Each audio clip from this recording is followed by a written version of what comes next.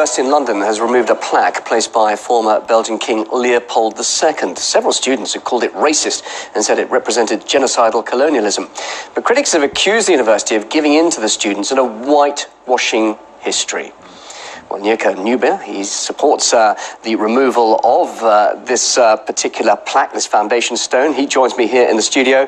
And Chris McGovern is concerned about students having a say and being overzealous about these matters. He joined us from studio in Tunbridge Wells. Firstly, Nyeka, I'd like to ask you, this is a case of many saying you are whitewashing history simply because it's something that you find offensive. And that's fair enough to say that, isn't it? I think that the word offensive is the wrong word. I think human beings should celebrate those people who are trying to push the human race towards progression. We have an opportunity or a chance to celebrate those people who have done more to develop humanity, to expand consciousness, science, technology, to take the human race into a new way, the stratosphere of science and moving forward with culture. And therefore we have an opportunity, actually, to celebrate those people who have done good to other human beings, rather than somebody who's killed 10 million people between the 1880s and 1908, and whose own country actually removed him from the position of killing men, women and children and chopping off the hands of small children. Well, Chris, let Chris respond to that. Chris, here is King Leopold II, seen as a brutal ruler responsible for the deaths of millions. Should he get any recognition in this day and age? Well, first of all, he's not being celebrated. What the plaque records is the fact that he's put the first stone down in the university library, so he's not being celebrated. I'm afraid that Nyeka's been very selective, but there are lots of villains in history, and Leopold is certainly one of them.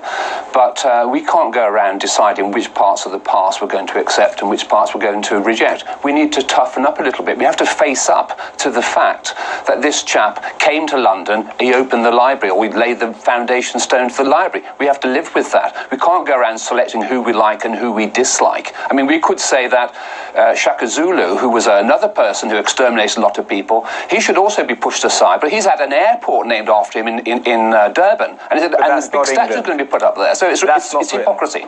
But Nyeka, isn't it not true to understand the horrors of We're what not some in people... Durban. No, all right, let me just ask you, what some people may concede the horrors of genocide, colonialism, whatever, rather than brush it away, something like that is actually important for students to recognise and to discuss. I think so. I think that Leopold II is a discussion point. He's an historical discussion point. He's not a plaque. He's not a memorial stone.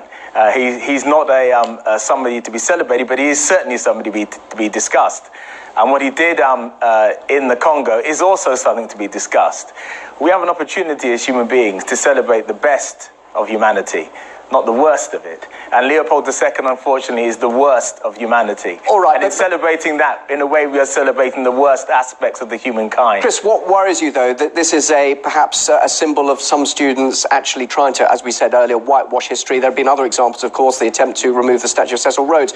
Why do you think that there's a worrying trend now amongst students over these sort of issues? Look, it's destroying history. What they're doing is trying to black out certain things. You can't have these parts of it. Look at Hadrian's Wall, running 17 miles across the north of England. Hadrian presided over an empire built on slavery. Queen Victoria presided over an empire which included lots of maltreatment of the natives, if you like.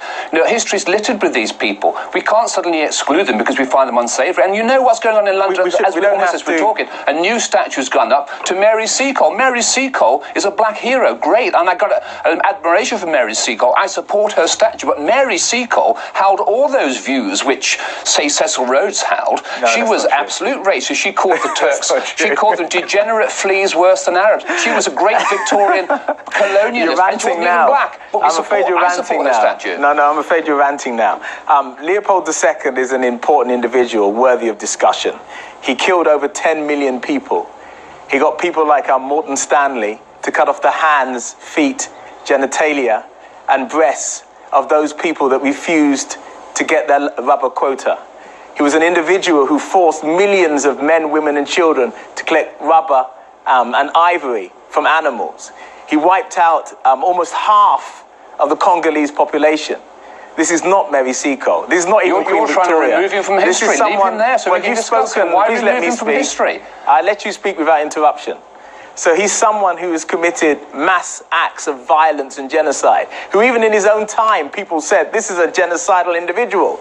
Even the Belgian government were embarrassed about him and removed him from office in 1908. Even some people as diverse as Mark Twain and Roger Casement and others said this man needs to be removed from office over 100 years ago. And now we, with revisionism, are trying to incorporate him into a history that has no place in the modern world. Even then, with those people who believed in imperialism, said this man has gone too far.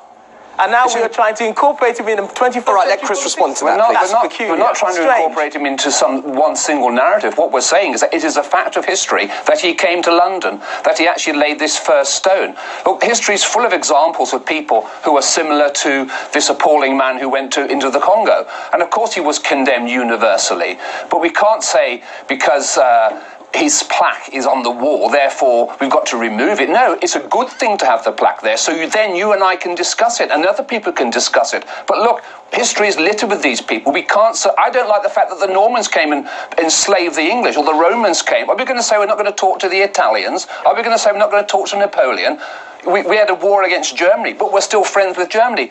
You go to Italy today, Italy in Rome is full of statues from the fascist era. You keep these statues partly to remind you. You don't try and move them away. It's anti-democratic, and their own student body at that university did not vote for this. Okay. This is done under the cover, under the radar. Well, this has certainly sparked some lively discussion tonight in the studio. I wish we had longer on this. Thank you very much indeed, Chris, for joining us there. Chris McGovern, and also Onyeka. Thank you very much, Onyeka Nube, for joining us here in the studio. Really interesting. I wish we had more time to discuss this, but a great debate. Thank you very much.